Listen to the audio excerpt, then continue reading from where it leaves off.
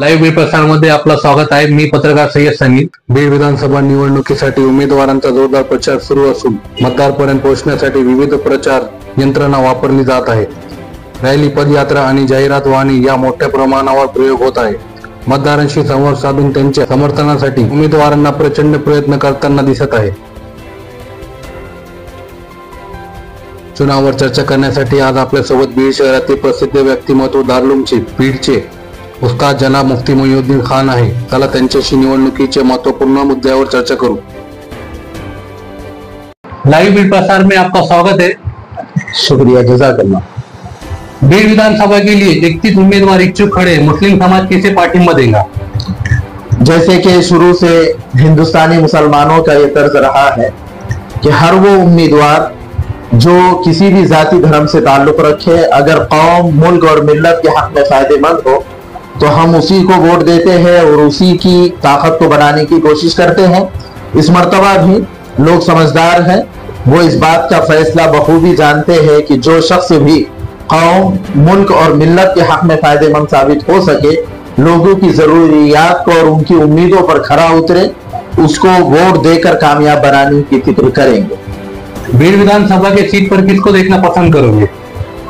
जैसे कि मैंने अभी जो आपके सवाल का जवाब दिया, इसका जवाब भी वही है कि उसी शख्स को देखना पसंद करेंगे जो अपनी सोच को अच्छा रखे, भारत के संविधान को सामने रखकर अपनी आइडियोलॉजी, अपने नजरियात को कायम करे और तमाम जाति धर्म के लोगों के साथ उसका अच्छा सलूक और रवैया हो, शिद्दत की, नफरत की राजनीति ना करे, ऐसे शख्स को देखना हम पसंद करते हैं। अगर 31 उम्मीदवारों में से आमदार विजेता होता है तो आप उनसे क्या अपेक्षा रखते हो? अब तो ये फैसला ही करेगा वक्त कि कौन जीत कर आता है और कौन सी पार्टी इख्तिदार पर गामजन होती है। अब फैसला ये करना है कि लोग जब अपना वोट दे रहे हैं, आप अपने मुंतखब उम्मीदवार से किन बातों की उम्मीद रखते हैं। अगर आप अपने मसाइल को उनके सामने रखते हैं और वो पूरा करते हैं तो हम यही कहेंगे कि बहुत अच्छी बात है, लोगों को बढ़कर एकजुट होकर उनको आगे बढ़ाना चाहिए। जैसे कि आप देख रहे हैं चुनाव को कुछ ही दिन बचे हैं, कुछ परसेंट मुस्लिम जो है तो अलग अलग पार्टियों में बटे और कुछ जो है तो उलमाओं का इंतजार कर रहे हैं, इस बारे में आप क्या कहोगे?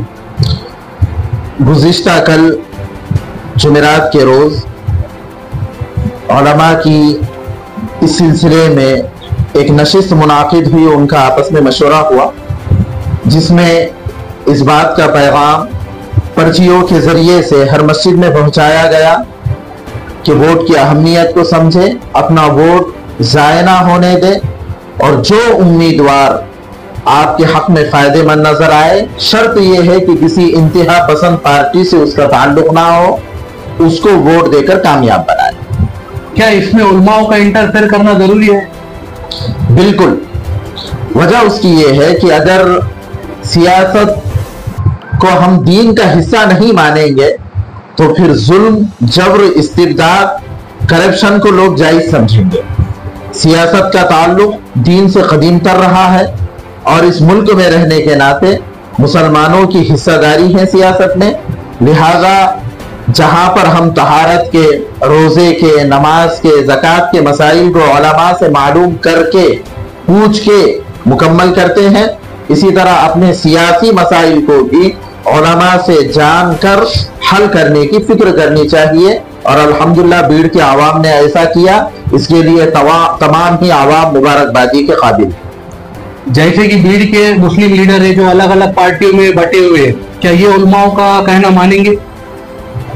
अब तक तो माशाल्लाह यही देखने में आया है कि बीड़ के हमारे सियासी लीडरान ने भी अपने जाती मफादात को मुल्क और मिल्लत के लिए कुर्बान कर दिया है और महज उम्मत मुस्लिमा होने के नाते अपने इख्तिलाफात को भुलाकर कौम और मुल्क और मिल्लत की खिदमत के लिए उन्होंने अपना नुकसान भी बर्दाश्त किया है।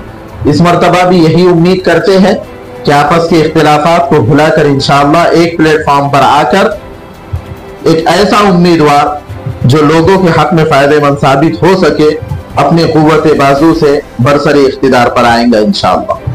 मुल्क में जो नफरत का माहौल है इसे कैसे खत्म किया जा सकता है? नफरत के माहौल को ख़त्म करने के लिए मोहब्बत का माहौल कायम करना ज़रूरी है। मुसलमानों की बहुत बड़ी जिम्मेदारी है कि हमारे मुख्तलिफ समाज और तबक़ात के मुख्तलिफ भाइयों से मुलाकात करें और महज इंसानियत के नाते पर भाईचारे को बढ़ावा दे, मुख्तलिफ समाजी तंजीमों से मुलाकात करके ये होने वाली आजकल जो नफरत की फिजा है इसको ख़त्म करने की कोशिश करे। और बहुत कुछ हो सकता है। आजकल अल्हम्दुलिल्लाह मुख्तलिफ जगहों पर ऐसे वाक़यात पेश आ रहे हैं जिसे देखकर खुशी भी होती है कि नफरत के माहौल में मोहब्बत का एक सबक पढ़ाया जा रहा है और काम हो सकता है। हौसलों की ज़रूरत है, हिम्मत रखने की ज़रूरत है। तूने चाहा ही नहीं हालात बदल सकते थे, मेरे आंसू तेरी आंखों से निकल सकते थे, 2 कदम मेरे साथ चल के तो देखा होता, खुद ब खुद तेरे ख्यालात बदल सकते थे। तूने चाहा ही नहीं हालात बदल सकते थे, तुम तो ठहरे ही रहे झील के पानी की तरह, दरिया होते तो बहुत दूर निकल सकते थे। तुमने अल्फाज की तासीर को परखा ही नहीं, तुमने अल्फाज की तासीर को परखा ही नहीं, लहजा अगर नर्म हो तो पत्थर भी पिघल सकते थे, लहजा अगर नर्म हो तो पत्थर भी पिघल सकते थे। क्या मुसलमानों को सियासत से दूर रखा जा रहा है? ये बात तो जाहिर है कि ये इत्तेफाकी बात नहीं है, किसी साजिश का हिस्सा है। आजकल हम देखते हैं कि सिर्फ रियासती सतह पर नहीं बल्कि मुल्की सतह पर और इंटरनेशनल लेवल पर इस बात की कोशिश की जा रही है कि मुसलमान सियासी एतबार से अपाहज हो जाए। लेकिन अगर आज हम लोग नहीं संभले तो आने वाले दिनों में सियासत एक ममनू यानी ऐसी चीज बन जाएगी कि जिसे देखकर शरीफ लोग दूर होने लगे। इस पर तवज्जो देने की जरूरत है। कोशिश यही जारी है कि किसी तरह से भी मुसलमानों को अपाहज किया जाए, सियासत में इनकी हिस्सेदारी ना रहे। लेकिन काम आवाम उन्नास का है, इनकी जिम्मेदारी है कि अपने दरमियान से काबिल लीडरों को आगे बढ़ाने का अभी से फैसला करें, क्योंकि लोग चाहते ही हैं और फिरका परस्त तंजीमें और ताकतें ये चाहती हैं कि मुसलमानों का वोट हासिल करें और जब इख्तिदार में और हिस्सेदारी की बात आए तो इन्हें दूर रखा जाए, जैसे कि इससे पहले भी होता आया है और अभी भी बात जगह देखने में नजर आ रहा है। तो किसी शायर ने इसी जिम्न में क्या खूब कहा था कि गुलों से महक की तरह हम उड़ते हैं, पर्वतों से धुएं की तरह हम उड़ते हैं, ये कैचियां क्या खाक हमें उड़ने से रोकेंगी, हम परों से नहीं हौसलों से उड़ते हैं, हम परों से नहीं हौसलों से उड़ते हैं। उम्मीद है आने वाले दिनों में माहौल तब्दील होगा, लोगों में बेदारी होगी। इसके लिए हजरात उलमा को भी आगे बढ़कर लोगों की जहनसाजी में पूरा हिस्सा लेना चाहिए और लोग अभी तक के जैसा हर मसले में सुनते आए हैं, आगे भी इत्तेफाक और इत्तेहाद का सबूत देना चाहिए। आखिरी सवाल है, बीड़ी के आवाम से आप क्या कहना चाहोगे?